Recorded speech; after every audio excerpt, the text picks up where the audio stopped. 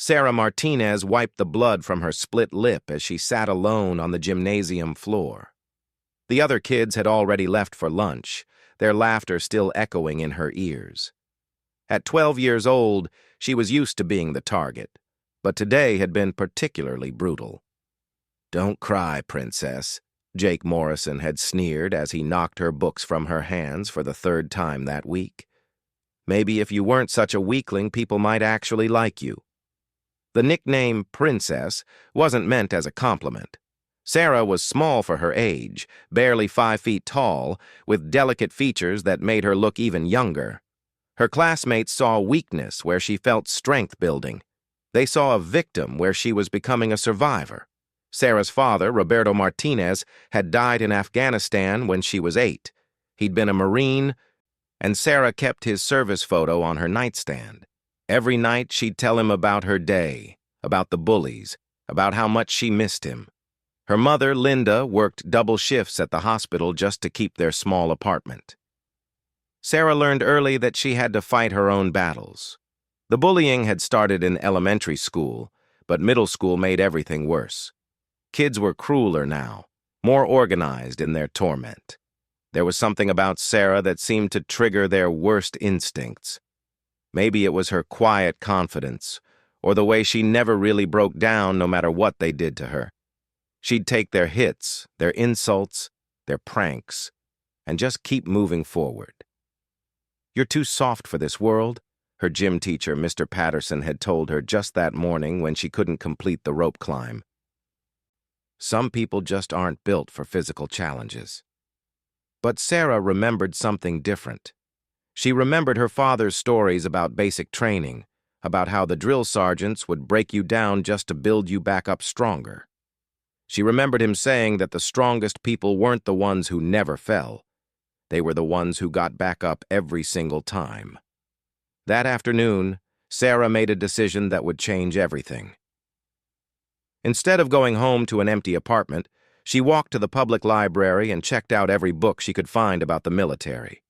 She read about Navy SEALs, Army Rangers, Marine Force Recon. She learned about women who had broken barriers, who had proven that size and gender didn't determine strength. The librarian, Mrs. Chen, noticed Sarah's intense focus on these books. "Planning to join the military, honey?" she asked kindly. "Maybe," Sarah said quietly. "My dad was a Marine." Mrs. Chen nodded understandingly. "You know, there are some programs for military families, physical fitness programs, mentorship opportunities. Would you like me to help you look into them?" That's how Sarah found herself at the local Veterans Center the following Saturday. The building was old and worn, but it felt like sacred ground to her. Inside, she met Carlos Vega, a former Navy SEAL who ran fitness programs for kids from military families.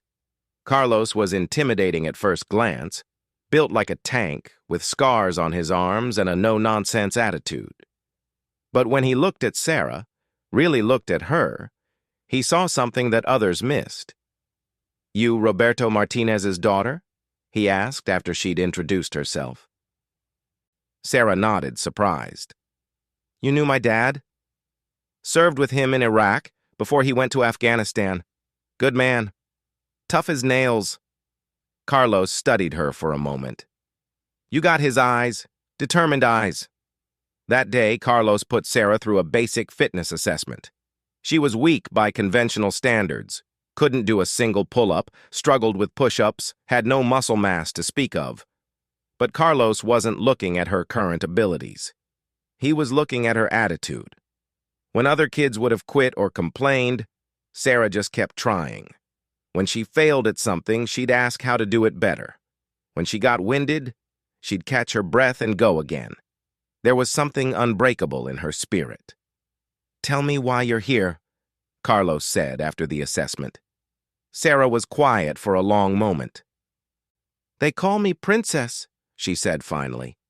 "At school. They think I'm weak." "Are you?" The question hung in the air. Sarah thought about all the times she'd wanted to quit, to disappear, to just accept that she wasn't built for this world. Then she thought about her father's photo, about the pride in his eyes when he talked about serving his country. "No," she said firmly. "I'm not weak. I'm just not strong yet." Carlos smiled for the first time since she'd met him. "That's the right answer, kid. That's exactly the right answer." From that day forward, Sarah's life took on a new structure.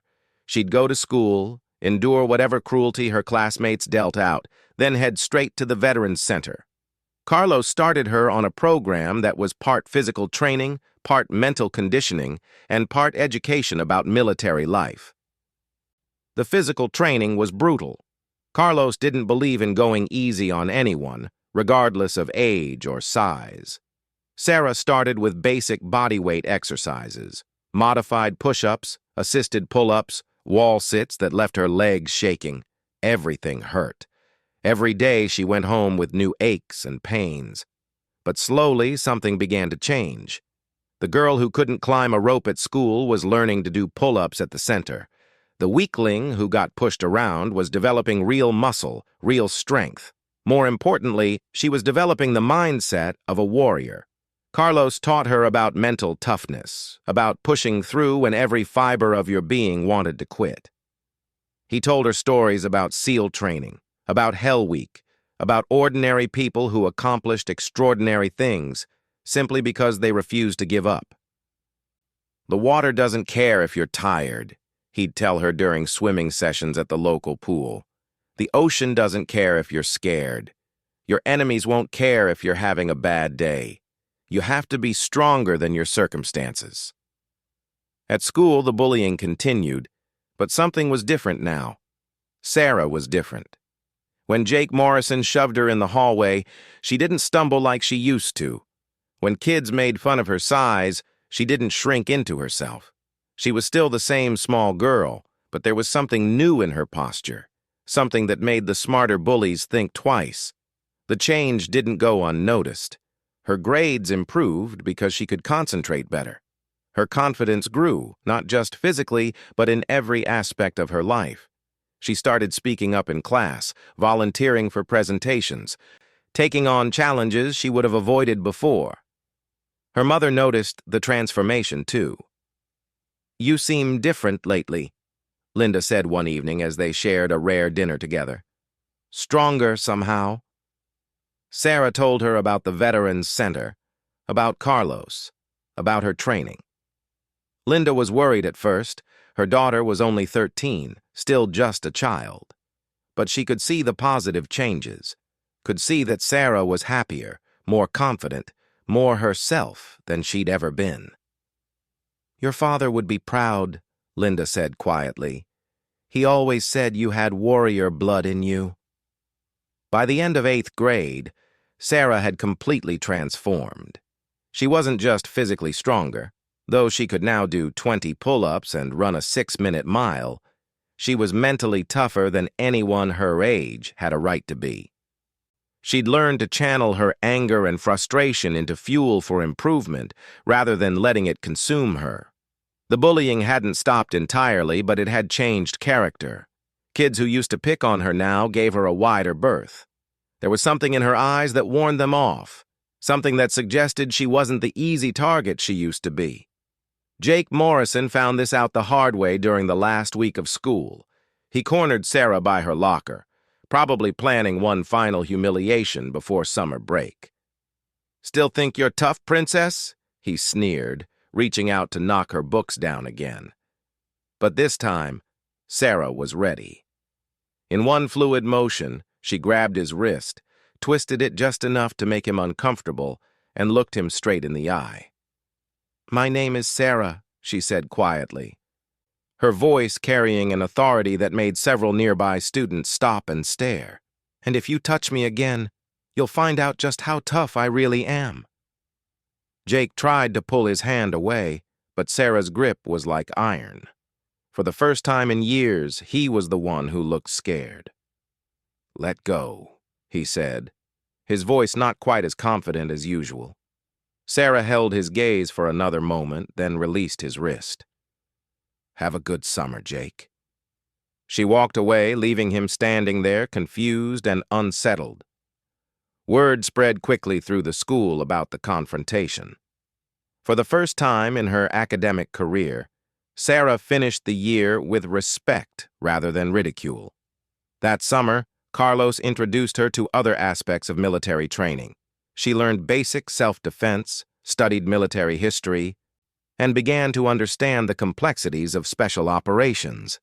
She learned about the Navy SEALs in detail, their history, their training, their mission. "You ever think about actually doing this for real?" Carlos asked one day, as they finished a particularly intense training session. Sarah wiped sweat from her forehead and considered the question. The bullying, the training, the gradual transformation she'd undergone. It was all leading somewhere.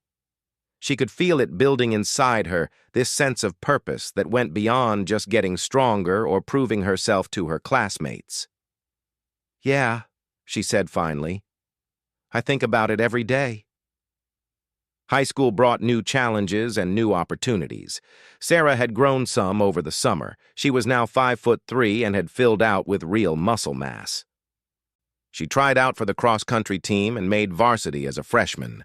She joined the wrestling team as the only girl and earned respect by working twice as hard as anyone else. But more importantly, she'd found her direction. Every training session with Carlos, every book she read, every conversation with veterans at the center pointed toward the same goal. She was going to become a Navy SEAL. People told her it was impossible. Guidance counselors suggested more realistic career paths. Even some of the veterans thought she was setting herself up for disappointment. Women weren't allowed in combat roles, they reminded her. The SEALs were an all-male unit and likely to stay that way. But Sarah had learned something important during her years of training. Other people's limitations didn't have to become her limitations. The same people who said she was too small, too weak, too feminine to be a warrior had been wrong about her before. They'd be wrong about this too.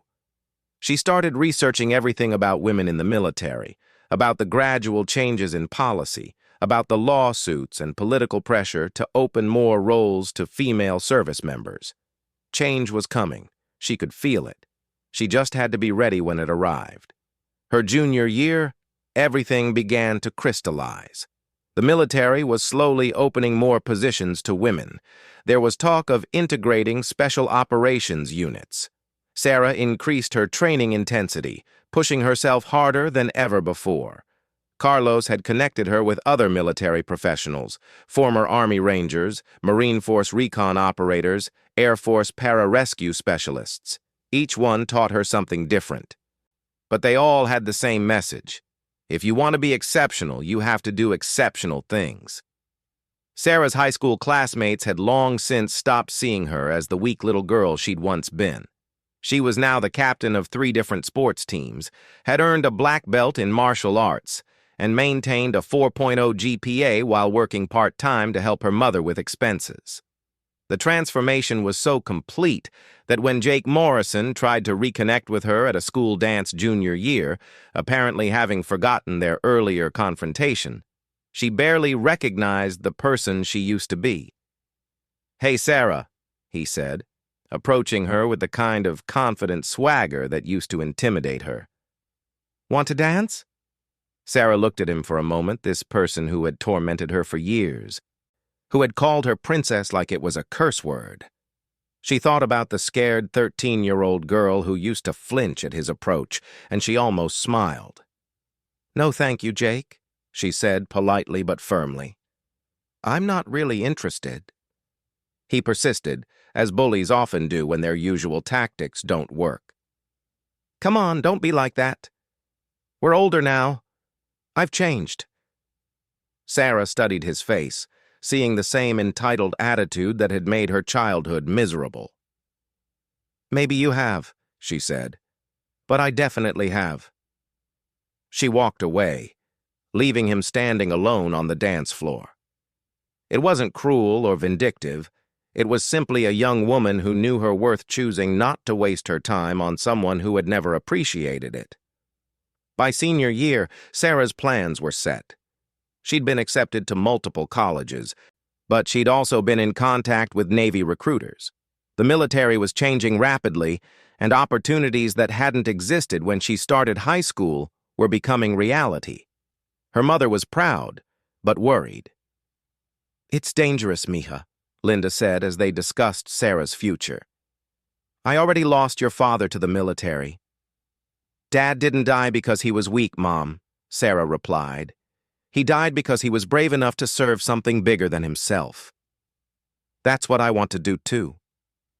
Linda looked at her daughter, really looked at her, and saw a young woman who had transformed herself through sheer force of will. The scared little girl was gone, replaced by someone who radiated quiet confidence and unshakable determination.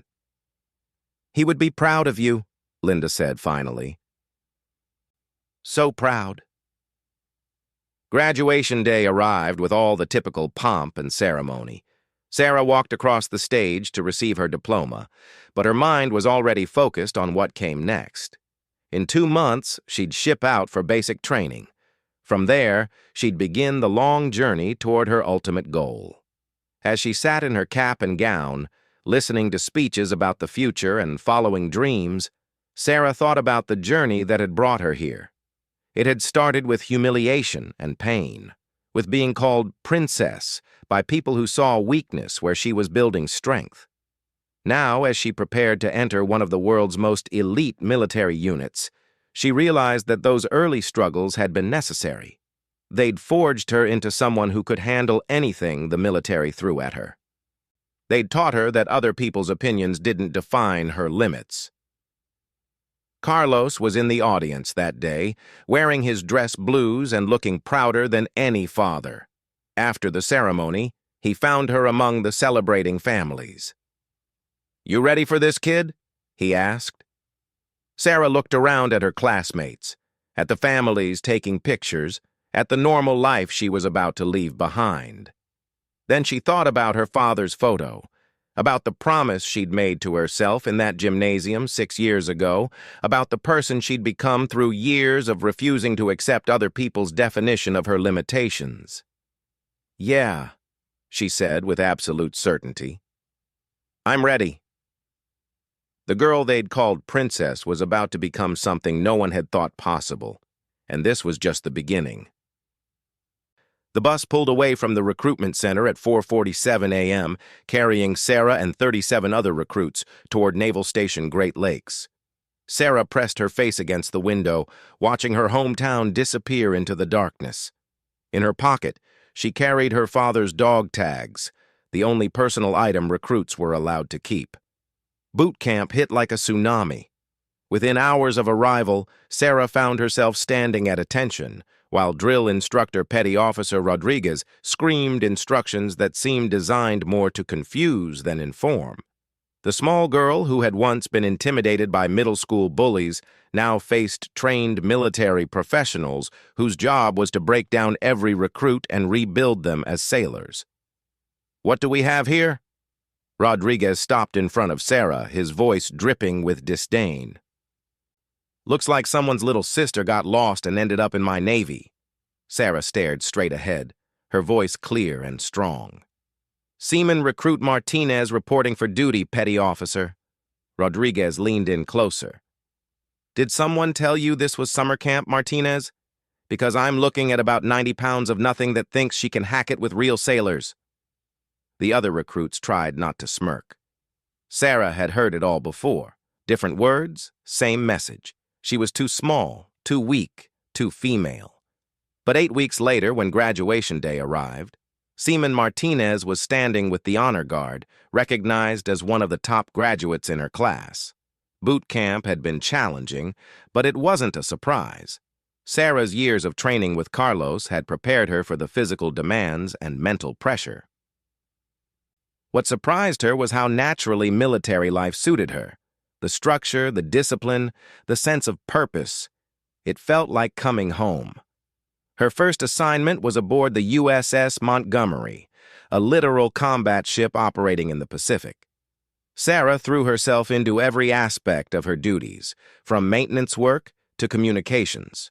Her fellow sailors initially viewed her with skepticism, but her competence and work ethic quickly earned their respect. It was during her second deployment that Sarah learned about the policy changes she'd been waiting for. Combat exclusion policies were being lifted. Special operations units were preparing to integrate women. The door she'd been preparing to walk through for years was finally opening. Chief Petty Officer Williams found her working late in the communications center one night. "Martinez, you got a minute?" Sarah secured her equipment and followed him to the deck. Williams was a 20-year veteran who'd served with multiple SEAL teams as support personnel. He'd been watching Sarah's progress with interest. "I hear you've been asking questions about special operations," Williams said, leaning against the rail. "Yes, Chief. I'd like to screen for the SEALs when the program opens to women." Williams studied her in the moonlight. At 19, Sarah had filled out to 5'5" and 135 pounds of lean muscle. Her reputation on the ship was solid. She outworked most of the men, never complained, and had demonstrated leadership potential that impressed the senior enlisted staff. "You know what you're asking for?" Williams asked. "SEAL training isn't like anything you've experienced. Hell Week alone breaks 60% of the men who attempt it, and that's just the beginning." Sarah had read everything she could about SEAL training. She knew about the physical demands, the mental pressure, the infamous Hell Week where candidates were pushed to their absolute limits for 5.5 days on minimal sleep and constant physical stress. "I've been preparing for this since I was 13, Chief." Williams nodded slowly. "I believe you have. But preparation and execution are different animals. Tell you what, we're doing a joint exercise with some SEAL teams next month. I'll arrange for you to train with them informally. See how you measure up." The opportunity came 3 weeks later when they pulled into port in San Diego. Williams introduced Sarah to Senior Chief Marcus Thompson, a SEAL instructor who was curious enough about the coming integration to work with promising candidates. Thompson put Sarah through a condensed version of SEAL screening tests: ocean swims in heavy seas, obstacle courses that pushed her gymnastic abilities to their limits, and mental exercises designed to test her ability to function under extreme stress. "Not bad," Thompson admitted after Sarah completed a particularly brutal session. "Your times aren't spectacular, but they're competitive. More importantly, you don't quit when things get uncomfortable." Over the following months, Sarah continued her regular Navy duties while pursuing additional training opportunities. She attended every advanced school the Navy offered, from dive operations to advanced combat skills. She studied military strategy and foreign languages. Most importantly, she maintained the physical and mental conditioning that would be essential for special operations. The announcement came in early 2016. The Navy SEALs would begin accepting female candidates. Sarah submitted her application package immediately, supported by recommendations from every officer she'd served under. The competition was fierce.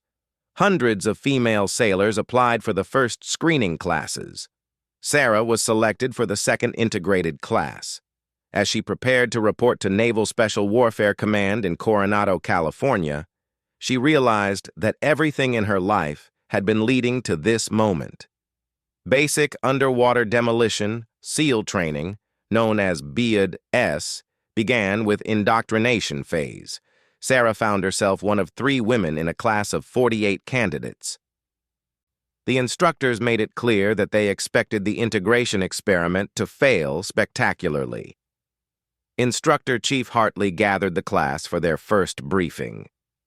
"Ladies and gentlemen, welcome to your worst nightmare. Statistically, about 15% of you will complete this training. For our female candidates, the odds are even worse. No woman has ever earned the SEAL trident. Most people think none ever will." Sarah listened impassively. She'd heard variations of this speech her entire life. "This training will push you beyond anything you thought was possible," Hartley continued. "We will break you down physically, mentally, and emotionally. Some of you will quit today. Most of you will quit before Hell Week. The few who make it through will be fundamentally changed." The first phase focused on physical conditioning and water skills. Sarah's years of preparation showed immediately. While other candidates struggled with the ocean swims and obstacle courses, she moved through the challenges with quiet competence. The pool exercises were particularly revealing. Candidates had to demonstrate comfort in the water, while instructor safety swimmers tried to drown them, a controlled exercise designed to test panic response and water confidence. Several strong candidates rang the bell and quit during these sessions. When Sarah's turn came, the instructors were particularly aggressive. They held her underwater longer, tangled her equipment more thoroughly, and created more chaotic scenarios than they used with the male candidates. Sarah endured it all with the same calm focus she'd developed during years of bullying. "Interesting," Hartley noted as Sarah surfaced for the final time.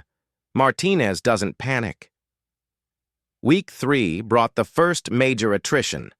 Of the original 48 candidates, only 31 remained. One of the female candidates had quit during the second week, overwhelmed by the constant physical demands and psychological pressure.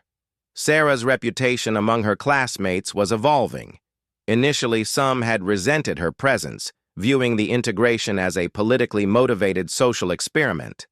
But her performance was undeniable.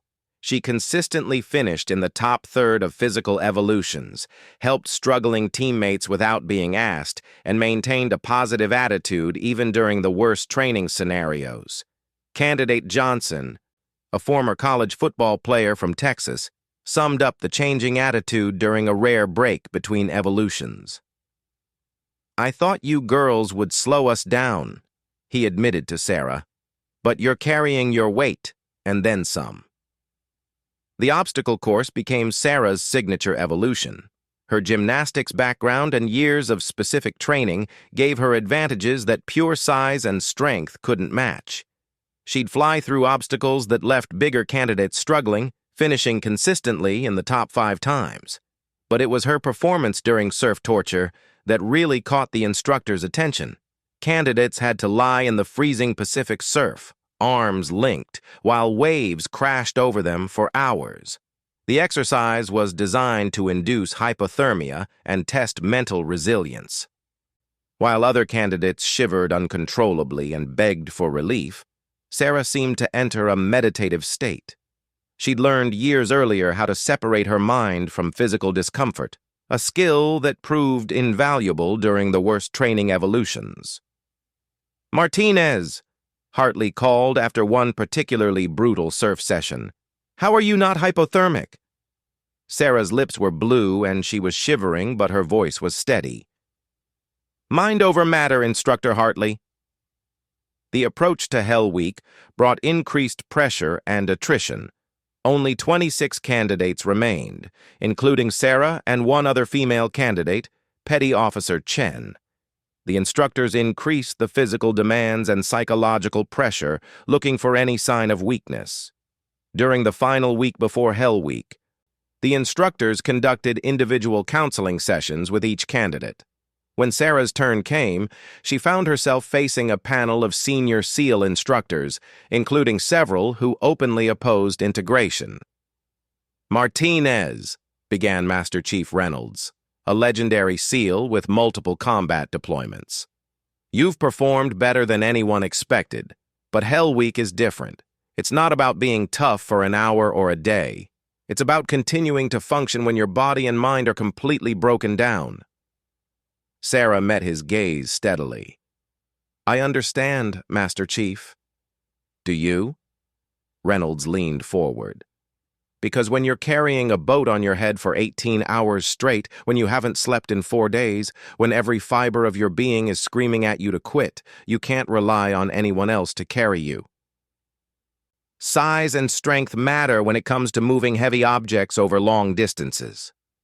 It was a fair point, and Sarah knew it. She was stronger than she'd ever been, but she was still smaller than every male candidate in the class. During the long boat carries and log PT that were central to Hell Week, she'd be at a disadvantage. "Master Chief, I've been the smallest person in every group I've ever been part of," Sarah said. "I've learned to work smarter, not just harder. I've learned to be more valuable to my team in ways that go beyond pure physical strength. Reynolds studied her for a long moment. We'll see, candidate. We'll see. Hell Week began on Sunday evening with Breakout, a chaotic evolution designed to shock candidates into the reality of what they faced. Instructors used sirens, smoke grenades, and aggressive harassment to create an atmosphere of controlled chaos. Sarah's boat crew consisted of 7 men and herself. As the smallest member, she immediately faced the challenge Reynolds had identified. When they had to carry their heavy inflatable boat, she couldn't reach the carrying handles as easily as her taller teammates. But Sarah had prepared for this. Instead of struggling ineffectively, she positioned herself strategically, using her lower center of gravity to help stabilize the boat during movement. When her teammates' strength faltered, her endurance kept them moving. By Monday night, 3 more candidates had quit. The constant physical activity, sleep deprivation, and cold water exposure were taking their toll. Sarah was exhausted but functional, drawing on years of mental conditioning to push through the growing discomfort.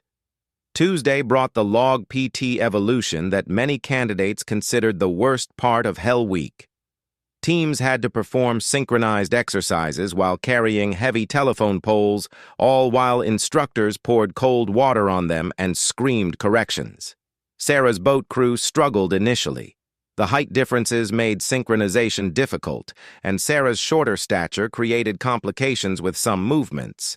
But gradually, the team learned to work together, using Sarah's flexibility and timing to improve their overall performance. "Martinez is actually making us better," observed candidate Williams as they rested briefly between evolutions. "She forces us to be more precise with our timing." Wednesday night was traditionally the worst period of Hell Week. By this point, candidates had been awake for over 70 hours. Their bodies were breaking down from constant cold and physical stress, and hallucinations were becoming common. Sarah found herself in a strange mental state, her consciousness floating somewhere above the physical discomfort. She'd discovered years earlier that extreme exhaustion could be transcended through mental discipline, and she used every technique Carlos had taught her about pushing through pain. During a particularly brutal surf passage evolution, where boat crews had to navigate through heavy surf repeatedly, Sarah's boat crew began to struggle. Candidate Morrison, ironically sharing a name with her childhood tormentor, was showing signs of hypothermia and mental confusion. Without hesitation, Sarah took charge. "Morrison, stay in the center of the boat. Williams, help me navigate. We're going to get through this together." Her calm leadership during chaos impressed not just her teammates, but the observing instructors.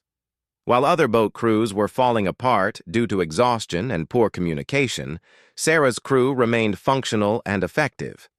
Thursday brought the around-the-world evolution, a long ocean paddle that tested teams' ability to work together when completely exhausted. Several candidates quit during this exercise, finally broken by the combination of cold, exhaustion, and seemingly endless physical demands. Sarah's hands were raw and bleeding from the paddle. Her body was running on pure willpower, but her mind remained clear and focused. She'd entered a state that athletes call the zone, where physical discomfort becomes secondary to mental determination. Friday morning arrived with the promise of Hell Week's end. The final evolutions tested candidates' ability to function as teams when operating on no sleep and maximum stress. Sarah's boat crew had developed into a highly effective unit, with Sarah serving as an unofficial coordinator who kept them focused and organized. When the final whistle blew, ending Hell Week, 23 candidates remained standing. Sarah was one of them, along with Petty Officer Chen. They had become the first women to successfully complete Hell Week. The sense of accomplishment was overwhelming. Sarah thought about the scared 13-year-old girl who had been called Princess by her tormentors. That girl had dreamed of being strong enough to stand up for herself. This woman had just proven she was strong enough to stand alongside the world's elite warriors. But Hell Week was only the beginning. The remaining phases of Bud S would test different aspects of the candidates' abilities. Land warfare training pushed them through combat skills and small unit tactics. Dive phase tested their ability to function underwater in high-stress scenarios. Sarah excelled in land warfare, her marksmanship skills and tactical thinking earning respect from instructors who had initially doubted her capabilities. During one complex mission scenario, her innovative approach to a seemingly impossible problem impressed even the most skeptical evaluators. Dive phase presented new challenges. Operating underwater with complex equipment while managing stress and emergency situations required a different kind of mental toughness. Sarah's comfort in the water and ability to remain calm under pressure served her well. The final phase of Bud S was graduation. Of the original 48 candidates who had started, only 18 completed the full program. Sarah stood with her classmates as they received their SEAL tridents, becoming the first woman to earn the right to wear the distinctive badge.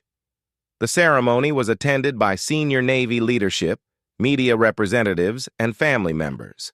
Sarah's mother was there, tears streaming down her face as she watched her daughter achieve something that had been considered impossible just years earlier. After the ceremony, Master Chief Reynolds approached Sarah privately. "Martinez, I owe you an apology. I didn't think you could do it. I was wrong." Sarah accepted his handshake with grace. "No apology needed, Master Chief. You pushed me to prove I belonged here. That's exactly what I needed."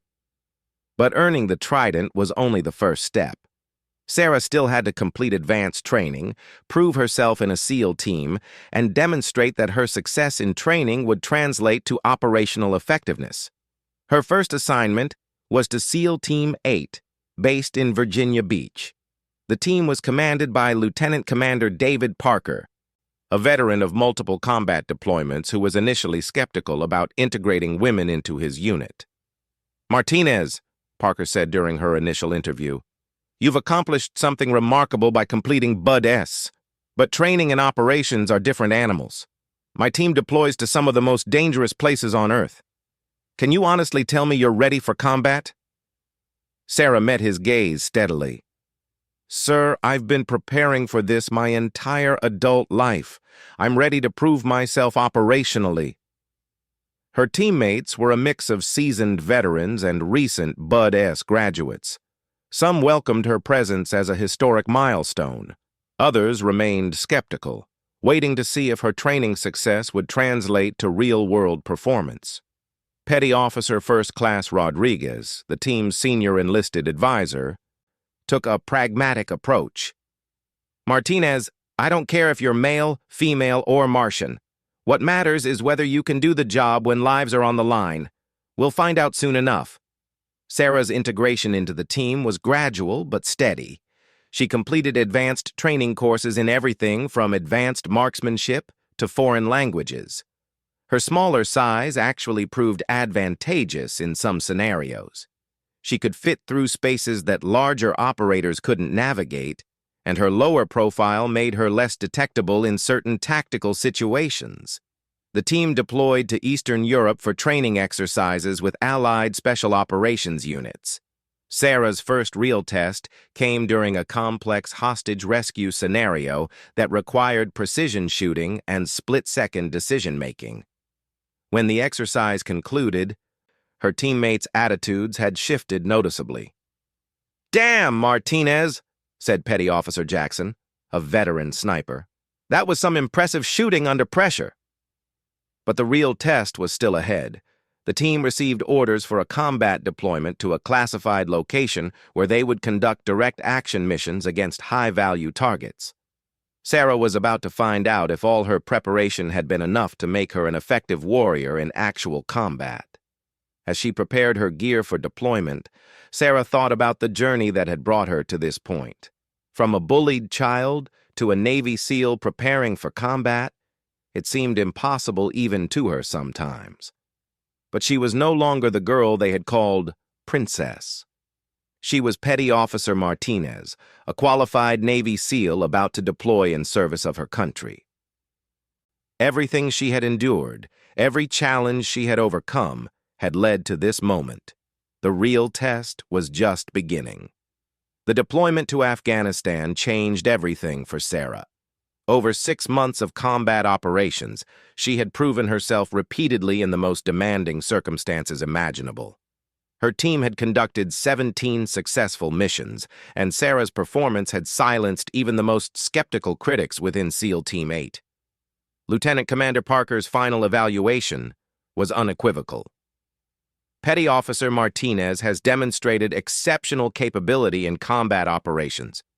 She is a fully qualified SEAL operator who happens to be female, not a female trying to be a SEAL operator. Recommend for advancement and continued operational assignments. But it was her return to Naval Special Warfare Command in Coronado that would provide the ultimate test of how far she had come. Sarah was back at Coronado for advanced instructor training, preparing to become one of the cadre who would train future SEAL candidates. It was a prestigious assignment, recognition that she had not only succeeded as an operator, but possessed the skills and knowledge to pass on to the next generation. The incident that would define her legacy began on a Thursday afternoon in the base gym. Sarah was completing her daily workout when she overheard a conversation that took her back to her childhood playground. 6 Marine Raiders from the nearby Camp Pendleton were using the Navy facility as part of a joint training exercise. They were impressive physical specimens, all over 6 feet tall, heavily muscled, clearly elite operators in their own right. But their conversation revealed attitudes that were disappointingly familiar. "I still can't believe they let women into the SEALs," said Sergeant First Class Mike Torres, loading weight plates onto a barbell. "It's all political correctness run amok."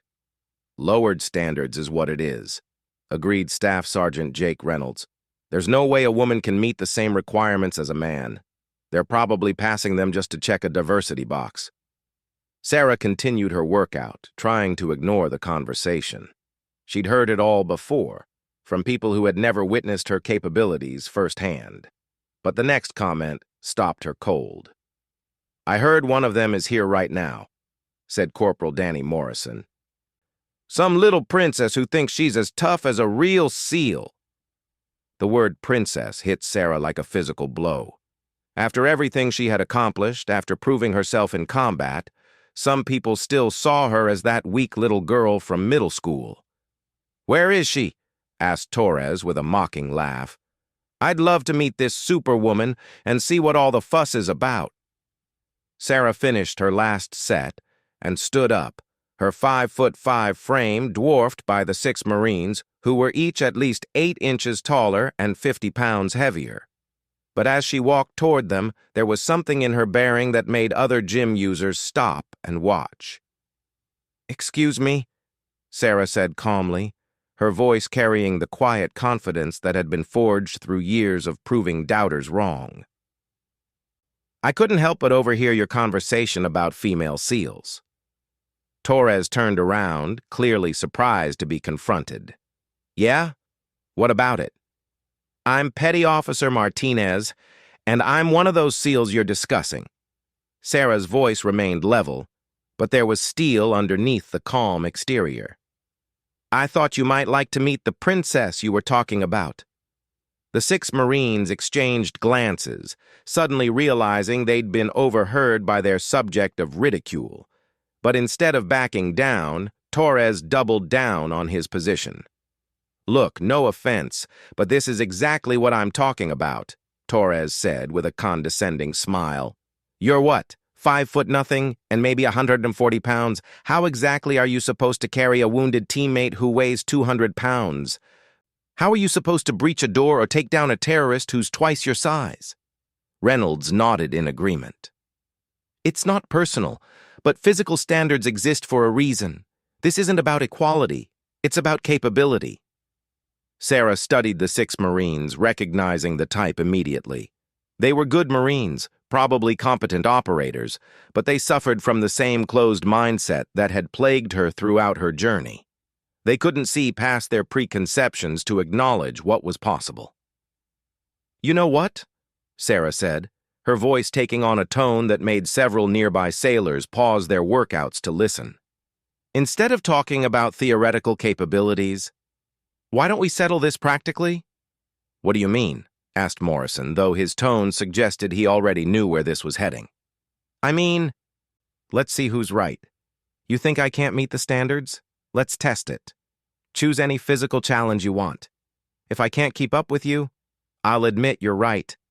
If I can, maybe you'll reconsider your assumptions. The gym had gone quiet. Word was spreading quickly that something significant was happening, and more personnel were gathering to watch.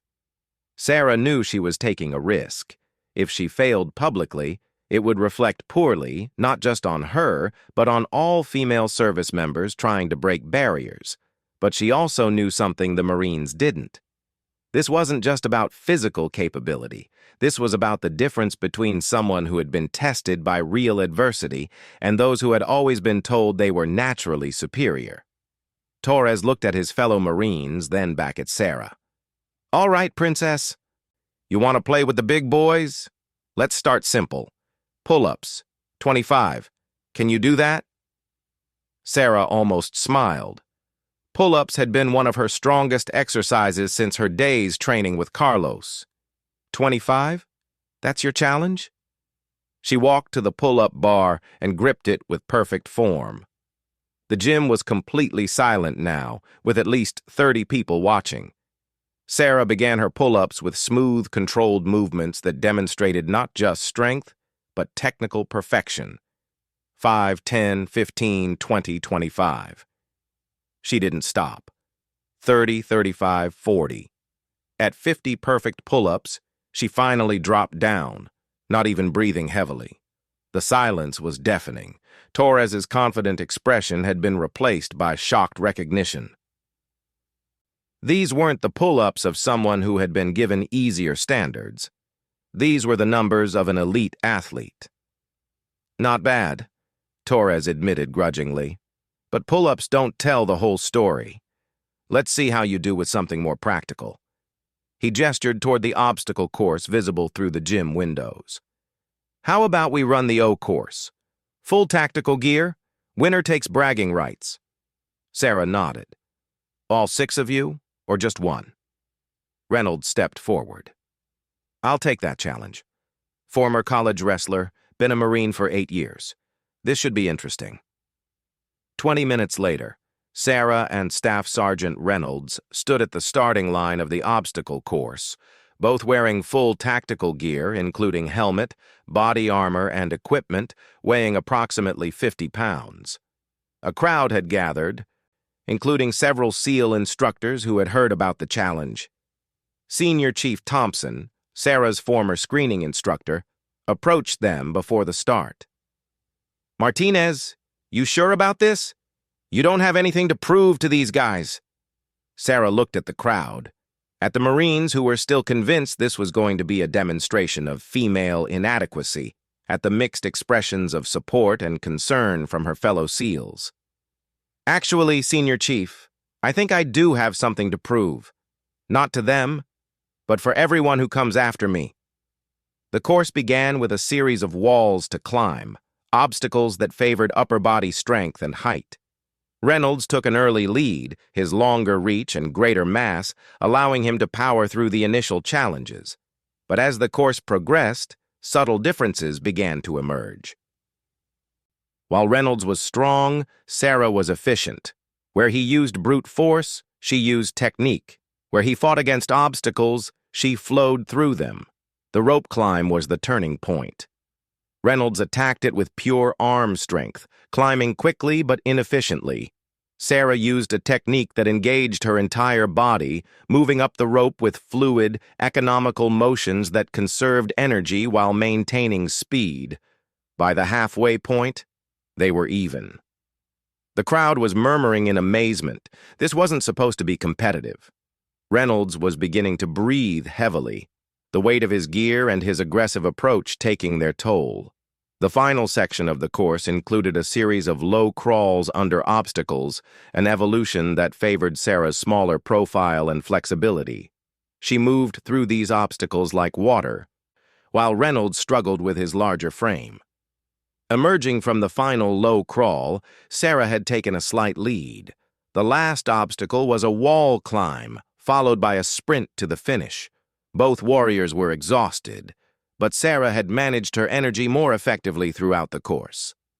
As they approached the wall, Reynolds made one final surge, his competitive instincts driving him to close the gap. They reached the wall simultaneously, beginning their climbs side by side. At the top, they were dead even, but the descent and final sprint would determine the winner. Sarah went over the wall with gymnastic precision, landing in a controlled roll that preserved her momentum. Reynolds went over powerfully but landed hard, losing precious seconds recovering his balance. Sarah crossed the finish line 3 seconds ahead of Reynolds, collapsing to her knees not from exhaustion but from emotional release. She had just beaten an elite Marine raider in head-to-head competition while wearing the same gear and facing the same challenges. The crowd erupted in cheers and applause. Even the Marines who had been skeptical were clapping, though more in shock than celebration. Reynolds approached Sarah as she caught her breath, extending his hand with genuine respect. "Outstanding run," he said simply. "I was wrong about you." But Torres wasn't ready to concede. "All right, so you can run an obstacle course. But what about hand-to-hand combat? That's where size and strength really matter." The suggestion sent a ripple of concern through the crowd. Combat sports between men and women of such different sizes carried real risks, and Sarah had already proven her point decisively. But Sarah stood up, her breathing now controlled, her expression calm but determined. "What did you have in mind?" "Grappling match," Torres said. "Submission wrestling. No strikes, just grappling until one person submits or is clearly defeated." Senior Chief Thompson stepped forward. "Martinez, this isn't necessary. You've already demonstrated your capabilities." Sarah looked at the 6 Marines, then at the crowd of sailors and SEALs watching. Some were concerned for her safety, others were excited to see how this would play out. But what she saw most clearly were the same dynamics that had shaped her entire life, people underestimating her based on their preconceptions. "I'll do it," she said, "but not just against Torres, against all 6 of them." The crowd fell silent. Even Torres looked stunned. "What?" "You heard me. All 6 of you, one after another. No rest between matches. If I can't handle Marines one-on-one, I certainly can't handle them in real combat where there might be multiple threats." Morrison stepped forward. "That's crazy. Even if you beat 1 or 2 of us, fatigue will get you eventually." Sarah smiled for the first time since the confrontation began. "Maybe. But that's exactly the kind of challenge that'll prove the point once and for all. Either I'm as capable as I claim to be, or I'm not." The matches were held on the wrestling mats in the base martial arts facility. Word had spread throughout the base, and the audience now included officers and senior enlisted personnel from multiple units. This had evolved from a simple gym confrontation into something that would be remembered and discussed for years. Master Chief Peterson, the base martial arts coordinator, served as referee. "This is submission grappling," he announced. "Match ends when one participant submits or is unable to continue. Medical personnel are standing by." Sarah's first opponent was Corporal Morrison, the youngest of the Marines at 23 years old. He outweighed her by 60 pounds and had wrestled in college. As they faced off, the size difference was striking. Morrison looked like he could simply overpower her through brute force. But Sarah had been studying martial arts since her early teens, and her SEAL training had included extensive hand-to-hand combat instruction. More importantly, she had learned to use an opponent's size and strength against them. Morrison came at her aggressively, trying to use his weight advantage to pin her quickly. But Sarah was like Mercury. She flowed away from his attacks, using his momentum to off-balance him. When he overcommitted to a takedown attempt, she countered with a textbook hip toss that sent him crashing to the mat. From there, Sarah demonstrated the technical superiority that came from years of dedicated training. While Morrison tried to muscle out of holds, Sarah was setting up the next move. Her smaller size actually worked to her advantage. She could transition between positions more quickly and with less energy expenditure. 7 minutes into the match, Sarah secured a rear naked choke that left Morrison no choice but to tap out. As they broke apart, Morrison looked stunned. "How the hell did you do that?" he asked, genuine curiosity replacing his earlier skepticism. "Technique beats strength when technique is sharp enough," Sarah replied, already preparing for the next opponent. Her second match was against Lance Corporal Davis, who had watched Morrison's defeat with growing concern. Davis was more cautious, trying to use his reach advantage to control distance and avoid Sarah's grappling attempts. But Sarah had learned patience through years of dealing with people who underestimated her. She worked methodically, feinting attacks to draw Davis into committing to defensive positions that left him vulnerable to counters. When Davis finally committed to an aggressive attack, Sarah was ready. She used his momentum to execute a beautiful judo throw, following up immediately with a ground position that allowed her to control the larger man despite his strength advantage. This match lasted 12 minutes, with Davis showing impressive defensive skills that forced Sarah to work harder for her victory. But when she finally secured a shoulder lock that threatened serious injury, Davis wisely submitted. The third opponent, Sergeant Williams, had clearly been studying Sarah's technique during the first two matches. He approached the contest more strategically, trying to neutralize her technical advantages through careful positioning and defensive grappling. Williams proved to be the most challenging opponent yet. His conservative approach forced Sarah to take more risks, and his wrestling background gave him the skills to partially counter her techniques. For several minutes, it appeared the match might end in a stalemate, but fatigue was becoming a factor for both fighters. And Williams's larger size meant he was burning energy faster than Sarah. As the match entered its 15th minute, Williams began to slow noticeably. Sarah sensed the shift and increased her pace, forcing Williams to work harder defensively. When he finally made a mistake in positioning, Sarah capitalized with a submission hold that ended the match. 3 down, 3 to go.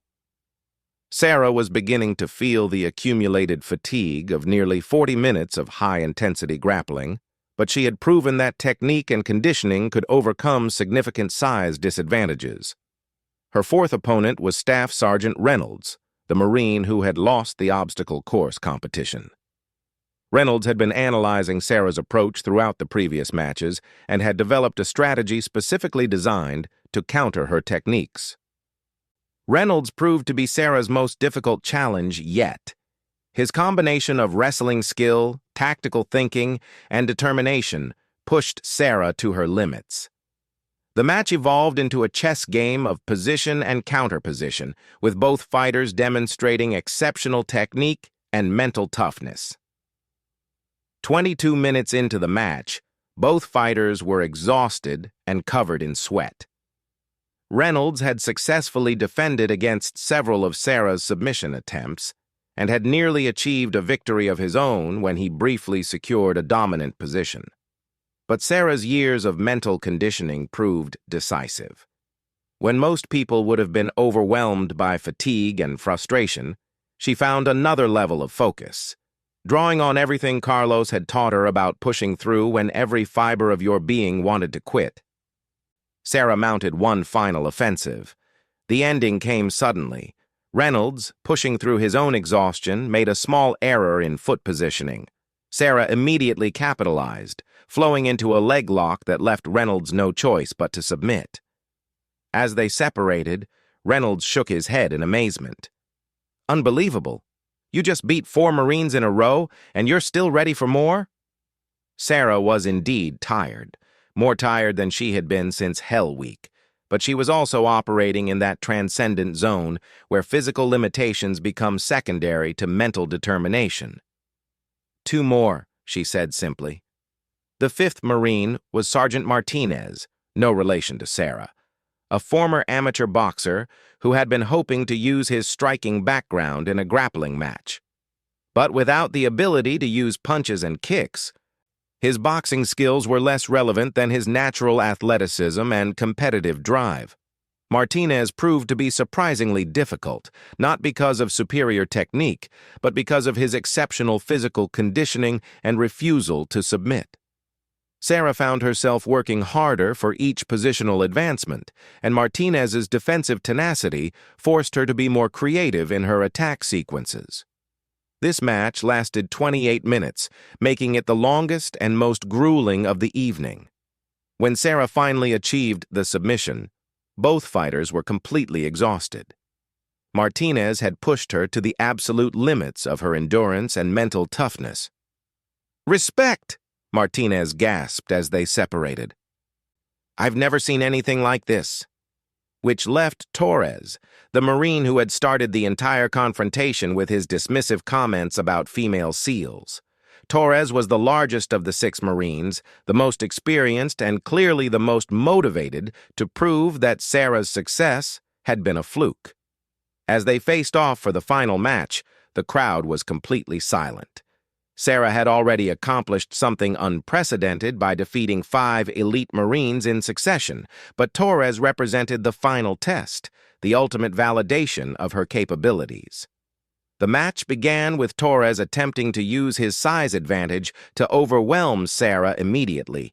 He was clearly hoping to end things quickly before accumulated fatigue could compromise his strength advantage. But Sarah was operating in a zone beyond normal physical limitations. Every technique was executed with precision, born from years of perfect practice. Every transition was economical and purposeful. She had transcended the normal boundaries between mind and body. Torres found himself fighting not just Sarah, but everything she represented, every person who had been underestimated because of their size, gender, or background. She moved with the accumulated force of every challenge she had overcome, every barrier she had broken, every moment of doubt she had transformed into determination. The ending was both inevitable and shocking. After 31 minutes of the most intense grappling anyone in the crowd had ever witnessed, Torres made a crucial error. Perhaps it was fatigue, perhaps it was frustration, but he committed too aggressively to an attack that left him vulnerable. Sarah's final submission was a work of art, a complex sequence that demonstrated not just technical mastery, but the kind of tactical thinking that made her an effective combat operator. Torres had no choice but to submit. As they separated for the final time, Torres looked at Sarah with something approaching awe. The cocky Marine who had dismissed female SEALs as diversity hires was gone, replaced by a warrior who recognized another warrior. "I owe you an apology," Torres said, his voice carrying genuine respect. "And not just for what I said earlier, for every assumption I made about what you could or couldn't do." Sarah looked at the 6 Marines, all of whom were now looking at her with respect rather than skepticism, then at the crowd of sailors and SEALs who had witnessed something extraordinary. "No apology needed," she said. "You did exactly what I needed you to do. You gave me a chance to prove not just what I can do, but what anyone can do if they're willing to put in the work." Senior Chief Thompson approached as the crowd began to disperse. "Martinez, that was one of the most impressive displays of warrior spirit I've ever seen. But why did you feel you had to prove yourself like that?" Sarah thought about the question as she toweled off sweat and prepared to leave. Why had she felt compelled to take on 6 Marines in succession? She could have walked away after the first victory, or chosen not to engage at all. "Senior Chief," she said finally, "every woman who comes after me in special operations is going to face the same skepticism, the same assumptions, the same challenges. I wanted to make their path a little easier by proving that those assumptions are wrong." Thompson nodded slowly. "Mission accomplished, Martinez. Mission definitely accomplished." As Sarah walked back to her quarters that evening, she reflected on the journey that had brought her to this moment.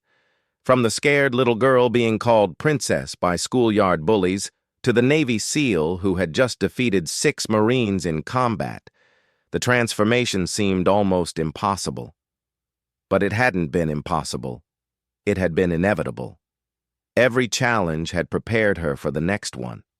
Every person who had doubted her had motivated her to become stronger. Every barrier had become a stepping stone. The next morning, Sarah received a message that her story had spread throughout the military community. The video of her defeating the 6 Marines had been shared widely, becoming a symbol of what was possible when determination met opportunity. But perhaps the most meaningful response came in an email from her old middle school guidance counselor who had somehow heard about her achievements. "Sarah, I remember a scared little girl who used to get picked on and called names. I wish I could have told that girl that she would grow up to become one of America's most elite warriors. You've inspired more people than you'll ever know." Sarah smiled as she read the message, thinking about that terrified 13-year-old who had been humiliated in the gymnasium. If she could go back and tell that girl one thing, it would be simple. They're wrong about you. All of them. You're not weak, you're not helpless, and you're definitely not just a princess. You're going to become something extraordinary. And 25 years later, Petty Officer Sarah Martinez, the first woman to earn a Navy SEAL trident and the warrior who had defeated 6 Marines in a single evening, knew that the scared little girl had always carried the seeds of the warrior she would become. She just had to be strong enough to nurture them through all the storms that tried to wash them away. The princess had become a gladiator, and she was just getting started.